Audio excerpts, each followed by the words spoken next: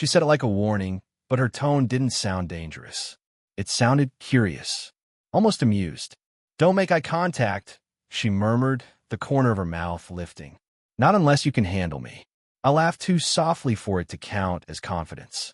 My hand was still on the back of her chair, close enough to feel the static between us.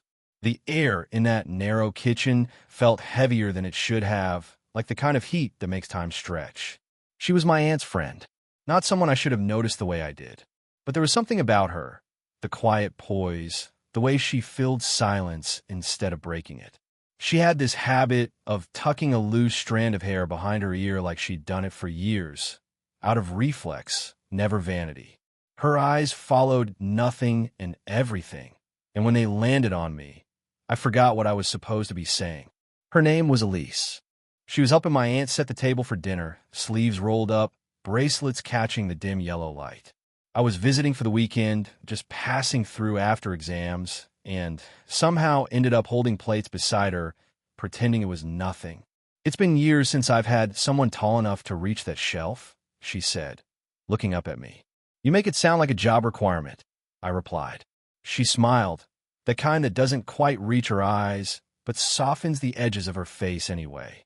"Maybe it is." Her perfume was faint, not floral, more like something warm, amber or sandalwood. It mixed with the smell of roasted vegetables and the faint rain seeping through the open window. She stood close enough that when she reached for the salt, her sleeve brushed my arm. I didn't move. Neither did she. For a moment, neither of us pretended to be occupied. The hum of the refrigerator filled the silence. She looked at the plate in my hand, then back at me. "You're quiet," she said. "I don't know what to say to you," I admitted before I could stop myself. Her eyebrow arched, not mockingly, more like she wasn't used to honesty coming so fast.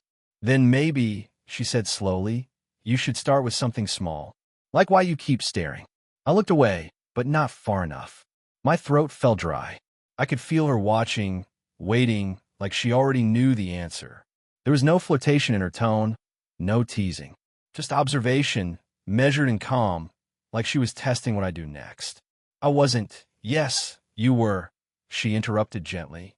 "But that's all right. You're young. You still think you can hide what you feel with silence."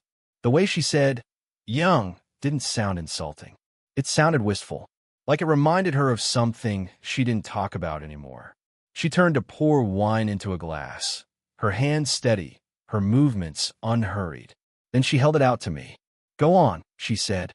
"Help me taste it before the other'd arrive." I took the glass. Our fingers brushed.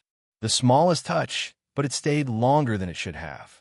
The sound of rain against the window deepened, the house feeling suddenly too small, too aware. She watched me sip, eyes fixed not on the glass, but on my mouth. Then, quietly, "You shouldn't look at me like that." Before I could answer, the front door opened, my aunt's voice breaking the air, bright and oblivious. Elise's hand slipped from mine. She smiled again, polite this time, and whispered under her breath, "Later." The word barely audible, but it burned through the rest of the evening like a secret only I'd heard. Dinner blurred into background noise. My aunt talked about travel plans, new recipes, a book club I didn't care to follow, and Elise nodded, smiled, contributed like she wasn't burning a hole through the side of my vision every few seconds. I couldn't decide whether I was imagining it or if she was deliberately pretending not to notice me. After the plates were cleared, she volunteered to wash up. I offered to help. My aunt excused herself to take a call in the living room, and suddenly it was just us again, standing shoulder to shoulder at the sink, hands moving in rhythm, water running quietly. "Your aunt told me you're studying architecture," Elise said after a while. Her tone was casual, but her eyes stayed on the window, not me. "Yeah," I said. "Design mostly. I like spaces that feel lived in." She gave a small laugh. "That's a good way to put it. I used to work in interior design before I moved here." "Why'd you stop?" She hesitated, rinsed a plate too long. "You get tired of making things beautiful for people who don't look at you once they're done." I didn't know what to say to that. There was a kind of ache in her voice, not self-pity, just honesty worn thin. Her hands were still in the water, fingers pale against the soap bubbles. She had a small scar near her wrist, a faint white line, and I caught myself staring. An accident, she said without looking up, as if reading my mind. I wasn't, you were, she interrupted softly, a hint of amusement. Then her tone shifted. It's all right. I used to have a husband who noticed nothing. You're allowed to look. I swallowed hard. The faucet kept dripping, slow and irregular. My chest felt tight, not from guilt, but from how easily she said things I wasn't supposed to hear. When she finally turned toward me, the space between us felt smaller than before. Her shoulder brushed mine, once then again, not by mistake. She leaned slightly closer to reach the towel, and her breath grazed my neck. A current ran through me that I couldn't hide, not even by stepping back. You don't hide things very well, she said, drying her hands. I'm not trying to. Her eyes flicked up. That's what worries me. The clink of glasses in the next room broke the stillness. Maya was still talking loudly on the phone. Elise set the towel down, but her hand lingered on the counter, fingers tapping, uncertain. You remind me of someone, she said finally. Someone who used to look at me like I was the only person left in the room. What happened to him? I asked. He learned to stop looking. Something unspoken passed between us. Something fragile, electric. She turned, about to leave, then paused at the doorway. Her fingers brushed the back of my hand, barely a touch, a second too long. This time, she didn't say later. She just looked at me once, steady, searching, before the sound of my aunt's footsteps made her step away. But the space she left behind still felt like her hand was there. The next evening, the house was quieter. My aunt had gone to a late meeting, leaving Elise to lock up after dinner. I stayed behind, claiming I wanted to finish a design sketch at the kitchen table, but truthfully, I just didn't want to leave her company. She moved around the room in a loose cardigan, hair pulled back, bare feet silent on the tile. Every sound, a drawer closing, the click of the kettle, felt too loud. The kind of silence that holds its breath. Coffee or tea? She asked, already reaching for 2 mugs. Whichever keeps you company, I said, and immediately regretted how that sounded. Her lips twitched. Careful, she murmured. You say things that could be mistaken for something else. Maybe they're not mistakes, I said softer. She stopped stirring. Her hand stilled midair, spoon clinking once against porcelain. Then she turned, slowly, and leaned against the counter, arms crossed, eyes sharp in the half-light. You don't know what you're playing with, she said. You think this is harmless attention, but it isn't. I don't think it's harmless, I said. That's the problem. Her breath hitched almost imperceptibly. The kettle whined. She turned away to pour the water, giving herself a moment. I could see the faint tremor in her wrist, the small, involuntary shake of someone fighting something she didn't want to name. Your aunt trusts me, she said finally, and I trust myself. Most days. She slid a mug toward me, not meeting my eyes. And tonight? I asked. Her silence was the only answer. The clock ticked between us. I stood up, unsure why, and stepped closer. The air between us tightened. She didn't back away. My fingers brushed her elbow, just enough to feel the warmth of her skin beneath the thin fabric. She looked up then, eyes flicking to my mouth before she caught herself. You should go, she whispered. I should, I said, not moving. A phone buzzed on the counter, her phone. A name flashed on the screen, and she reached for it instinctively, but her hand trembled just enough to spill a bit of tea. I grabbed a towel, helping her dab it away. Our hands met, damp, lingering.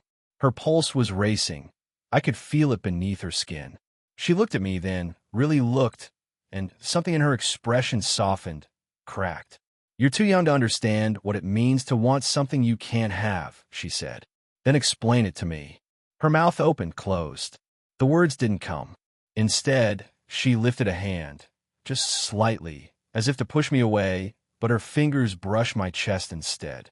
The air felt charged, heavy with everything unsaid. Her lips parted.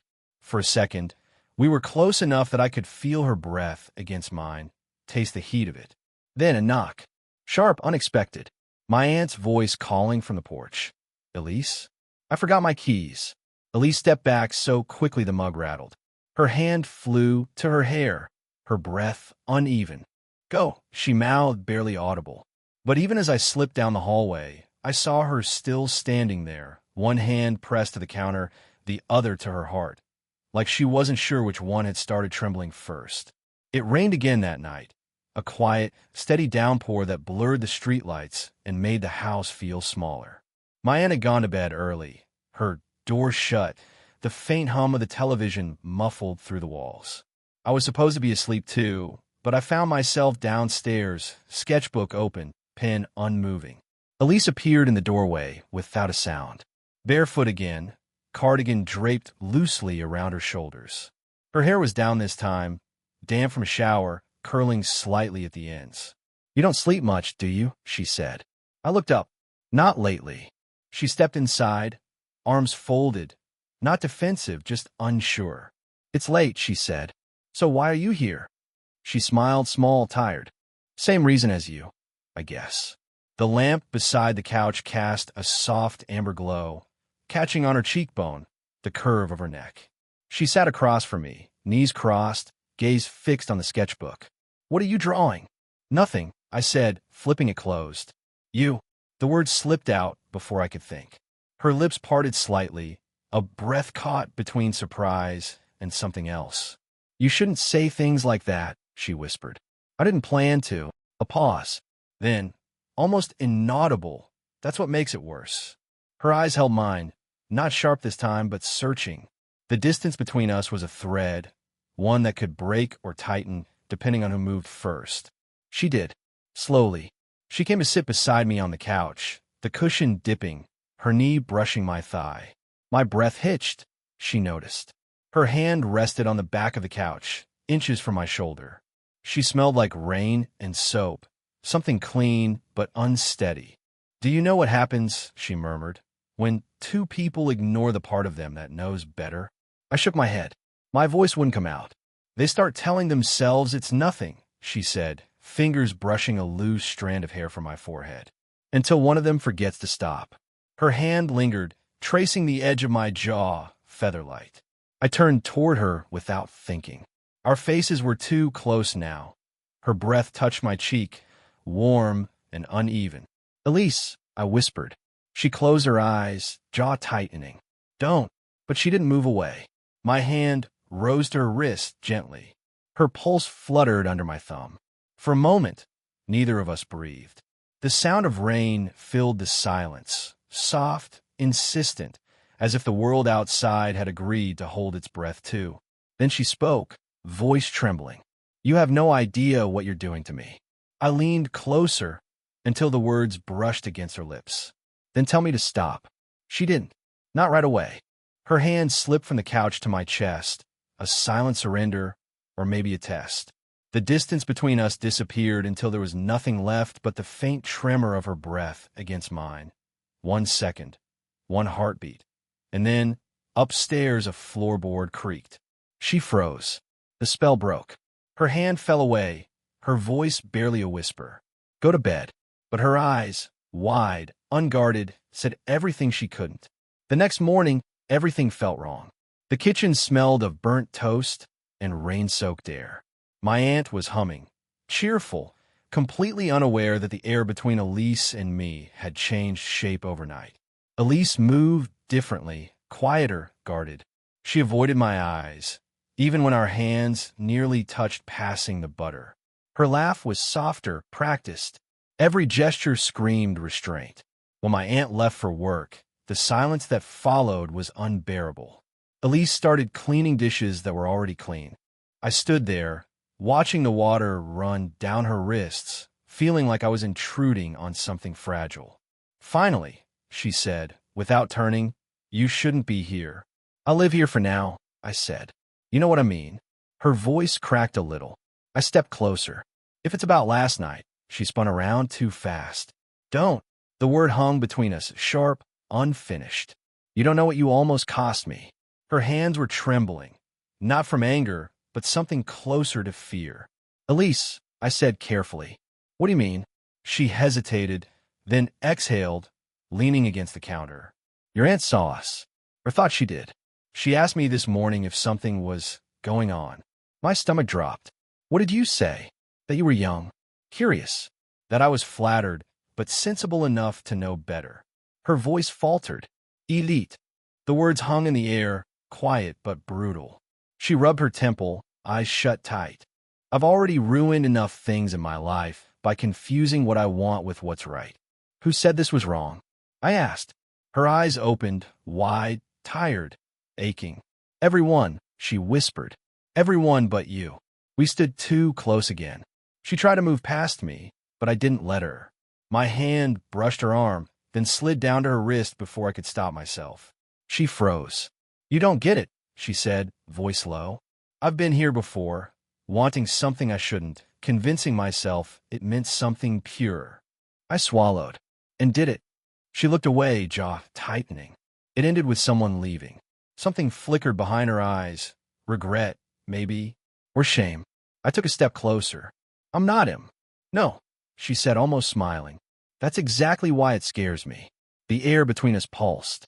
She turned, trying to pass, but my shoulder brushed hers, a small, electric contact that neither of us ignored. Her breath caught. Mine followed. You can't stay here tonight, she said suddenly, forcing the words out. Your aunt invited me to dinner tomorrow. If she suspects, I'll go, I said quietly. But you'll still think about it. Her hand gripped the counter. Don't make this harder. I leaned in, close enough for her to feel the heat of my breath near her ear. Then tell me you don't want me. Her lips parted, but no sound came. When I finally stepped back, her eyes were wet, her voice a whisper I barely caught. You shouldn't make promises you can't keep. Then she turned away, but not before her hand brushed mine, slow and trembling, a touch that felt more like goodbye than denial. The evening of the dinner felt stretched thin, every sound louder than it should have been. Laughter, silverware, the hum of polite conversation, all of it felt wrong, like a script we were forcing ourselves to follow. Elise sat across the table, poised, perfect, her voice steady even when her hands weren't. When my aunt stepped out to answer a call, the silence that followed cracked something open. Elise's gaze lifted, not intentional but caught. For a few seconds, the world narrowed to the space between us. Her half-finished glass of wine, my clenched jaw, the pulse visible at her throat. I can't do this, she whispered when my aunt's footsteps faded upstairs. Not pretending, not wanting. Then don't, I said. She stood, restless, pacing toward the window. The rain had started again, soft and endless. You think this is simple, she said, that it's about wanting. It's not. It's about what happens after. I rose, closing the distance until I could see the reflection of her eyes in the glass. After doesn't matter if we keep running from now. Her shoulders tensed, then loosened. She turned slowly, and there was again that flicker of something raw, something neither of us had the strength to name. My hand found hers tentative, asking rather than taking. She didn't pull away. I should stop this, she said, her voice trembling. But you won't, I murmured.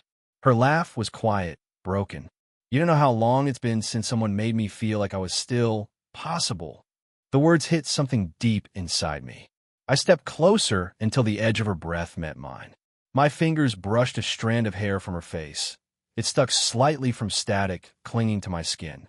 The smell of her rain, perfume, and something faintly metallic from the storm filled the space between us. Say it, I whispered. Say what? That you don't want this. She closed her eyes. Her lips parted, ready to deny, to push, to save us both. But what came out instead was a small, broken, I can't. Her hand reached for me then, resting against my chest, light as a confession. I could feel her heartbeat through her fingertips, wild, uneven. We leaned closer, breath to breath, the world blurring out, just air, rain, and the tremor of choice. I'm scared, she said.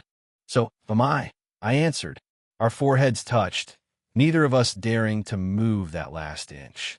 The moment hung there, trembling, alive, irreversible. Then, softly she pulled back. Just enough. Her eyes were wet but calm. If I cross this line, she whispered, I don't come back. I nodded, throat tight.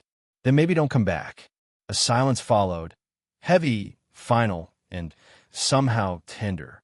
She looked at me one last time, her fingers brushing the side of my face like she was memorizing it. Then she stepped away, And this time, she didn't say later. She just turned toward the rain and didn't look back. It was weeks before we saw each other again. The house felt emptier without her. Not just quiet, but missing something that used to hum beneath the surface. I told myself I'd moved on, that the space she'd left would stop echoing eventually. It didn't. When my aunt mentioned Elise was moving out of town, I didn't think. I just went. The rain had stopped that morning, but the air still smelled like it remembered. Her door was half open, boxes stacked by the wall. She looked up from taping one shut, surprise flickering in her eyes before it softened into something else. Relief, maybe. "I thought you weren't coming," she said quietly. I almost didn't. Her smile was small, tired. "Good. It's easier that way." But I didn't leave. I stepped closer, slowly, as if testing whether she'd stop me. She didn't. There was no tension this time, no sharp edges, just the heavy calm of two people who had already lived the ending and were choosing something else anyway. "I kept thinking," I said, "about what you said, about not coming back." She folded her arms loosely, leaning against a box. And I don't care if it doesn't look right to anyone else. I just care." She looked at me for a long time, her gaze softening until it almost hurt to hold. "You're too young to say things like that and mean them." "Then maybe I'll grow into it," I said. A silence settled, gentle this time. She stepped forward, close enough for me to smell the faint trace of her perfume. Her hand brushed my sleeve, hesitant, almost shy. "You make things complicated," she murmured. "Only because I want to stay," I replied. Something broke in her then, not visibly, but I felt in the way her hand didn't pull back. She reached up, fingers trembling slightly, and smoothed my collar. It was such a small, ordinary gesture, but it felt like forgiveness. "You shouldn't look at me like that," she whispered. "I can't help it." Her breath left her in a shaky laugh. "You never could." And then she leaned in, not rushed, not desperate, just close enough for our foreheads to touch, her hands resting lightly in my chest. We stood there for a long time, breathing the same uneven air, the world outside falling away until there was nothing left to resist. No promises, no declarations, just presence, the quiet kind that feels like beginning, even after everything. When she finally spoke, her voice was low, certain. "If I ask you to stay, you'll regret it." I shook my head. "If I leave, I already do." Her hand found mine, fingers intertwining. For once, neither of us looked away. The rain started again outside, soft, steady, familiar. And this time, she didn't tell me to stop looking. Did you enjoy the story? What kind of stories would you like to hear next?